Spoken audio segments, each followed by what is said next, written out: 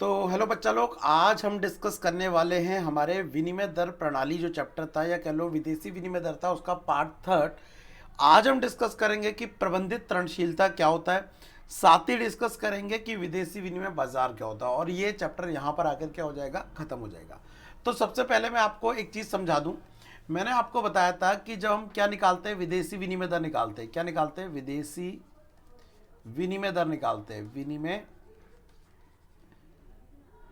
विनिमय दर निकालते हैं। तो विदेशी विनिमय दर निकालने के लिए हमारे पास तीन तकनीक है जिसके थ्रू हम निकाल सकते हैं। सबसे पहले हमने पढ़ा था, होती है स्थिर विनिमय दर प्रणाली। स्थिर विनिमय दर प्रणाली, ठीक है। इसमें क्या होता, इसमें हमने पढ़ा था कि स्थिर विनिमय दर प्रणाली में यहां पर जो विनिमय दर का निर्धारण है वो कौन करता था? सरकार करती थी। दूसरी मैंने पढ़ा था नम्य या परिवर्तनशील, नम्य विनिमय दर, विनिमय दर प्रणाली, ठीक है। और तीसरी जो थी वो हमने पढ़ी थी यहां पर नम्य और स्थिर के साथ साथ जो थी वो थी प्रबंधित, प्रबंधित तरणशीलता, ठीक है। तीन प्रणाली थी। अब अगर मैं इनके बारे में थोड़ा सा बताऊं आपको, तो बच्चा लोग, जो स्थिर विनिमय दर प्रणाली है यहां पर विनिमय दर का निर्धारण कौन करता है? सरकार करती है। याद रखना, स्थिर विनिमय दर प्रणाली में विनिमय दर का निर्धारण कौन करती है? सरकार या सरकार की अथॉरिटी, जैसे इंडिया में आरबीआई। नम्य विनिमय दर प्रणाली में कौन करती है? बाजार शक्तियां करती हैं। कौन? बाजार शक्तियां करती हैं। अब बाजार की शक्तियां कौन सी हैं उसकी अगर मैं बात करूं तो वो है मांग तथा पूर्ति। मांग तथा पूर्ति है, ठीक है।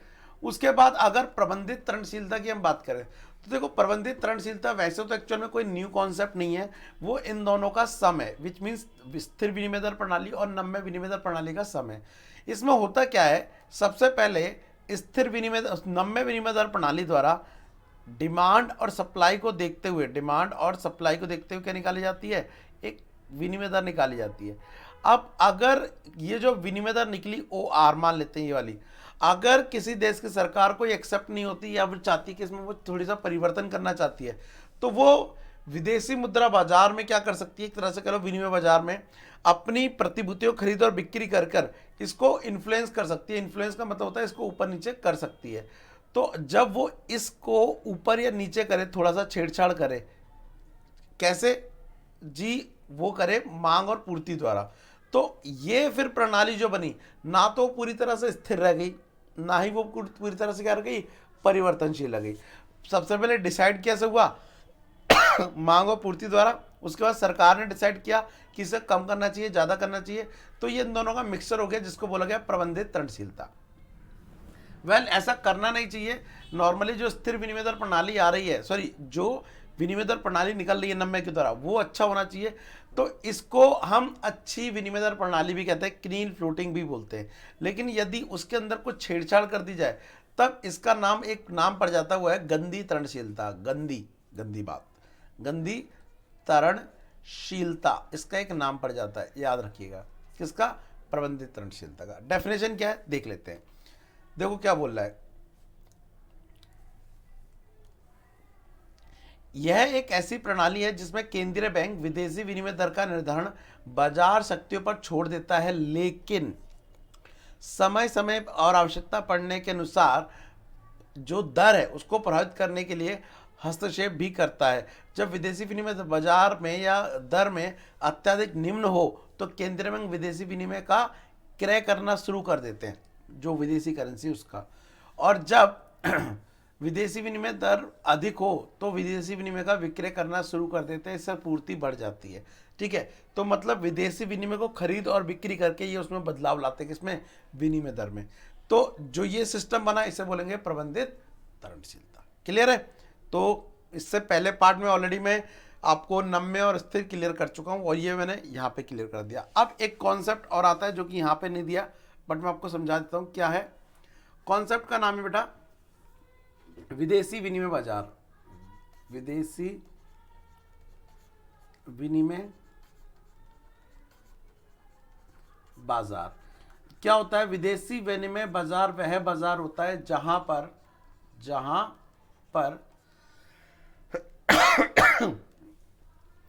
विदेशी विनिमय का लेन देन किया जाता है, जहां पर विदेशी विनिमय मतलब विदेशी करेंसी का क्रय विक्रय या लेन देन बोल सकते हो, क्रय विक्रय किया जाता है। ठीक है, तो नॉर्मली अगर आप कोई बड़े एजेंट हैं, अगर आप इंपोर्ट एक्सपोर्ट करते हैं, अगर आपको फॉरेन करेंसी चाहिए तो वहाँ पर आपको कहाँ जाना पड़ेगा, विदेशी विनिमय बाजार जाना पड़ेगा। विदेशी विनिमय बाजार में बहुत सारे काम किए जाते हैं। सबसे पहले आप ये है, हस्तांतरण का काम भी करता है, हस्तांतरण कर रहे एक करेंसी को दूसरी करेंसी में।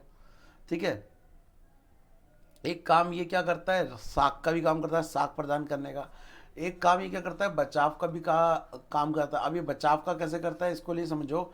जो ये बाजार होता है ना, इस बाजार को हम दो कैटेगरी में बांटते हैं। एक होता है चालू बाजार, एक होता है चालू बाजार। चालू बाजार वो बाजार होता है जहां पर आज के समय के विनिमय दर के हिसाब से पेमेंट होती है। तो यदि आप किसी के साथ कॉन्ट्रैक्ट करते हैं, यदि किसी के साथ लेन देन कर रहे हैं, तो आज अगर $1 टू 80 रुपये चल रहा है तो उसके हिसाब से अगर लेन देन करते हैं तो वो चालू बाजार कहलाएगा। लेकिन आपका सौदा अगर भविष्य के लिए है, किसी डेट के लिए, ठीक है, तो उसके लिए आपको जाना पड़ेगा वायदा बाजार में, वायदा बाजार में।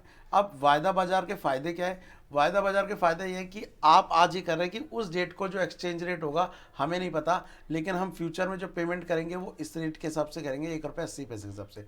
अब मान लेते हैं आज से 4 महीने बाद $1 हो सकता है, 70 भी हो सकता है या 90 हो सकता है। इसमें दोनों पार्टी का नुकसान हो सकता है। तो अगर आज वादा करते हैं फ्यूचर के लिए कि फ्यूचर डेट में पेमेंट जो होगी इसी रेट पे होगी, तो इसे बोलते हैं हम वायदा बाजार। इससे मैंने बाजार भी समझा दिया, और ये किस तरह से आपके भविष्य में होने वाली हानि से बचाता है, ये कौन काम करता है, विदेशी विनिमय बाजार काम करता है। तो बच्चा लोग, मेरी तरफ से ये कॉन्सेप्ट थे विदेशी विनिमय बाजार या फिर कह लीजिए विदेशी विनिमय दर के।